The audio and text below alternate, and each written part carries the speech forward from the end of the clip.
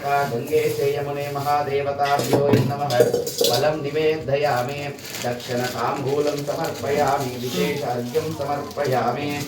ओम सुप्रकाश महादेवा सर्वां दस्तु विरापहम्। ओम इंद्राय नमः, अग्नये नमः, यमाय नमः, नैऋते नमः, वरुणाय नमः, वायुवे नमः, कुबेराय नमः, ईशानाय नमः, भूमध्यस्या गगनमण्डपदेवताभ्यो नमः। अंगुष्ठाभ्याय तर्जनीभ्याय मध्यमाभ्याय अनाम्बिकाभ्याय कनिष्ठकाभ्याय नामहृदयाय तुलसेयगं शिखायगं कवचाय भोगनेत्रत्रयाय पौषटम्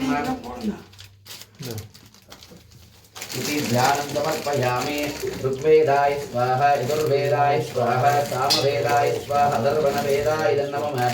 आपातालनवस्तरां ब्रह्माण्डमाविस्फुरत्तम् इति ध्यानं समर्पयामि। ओम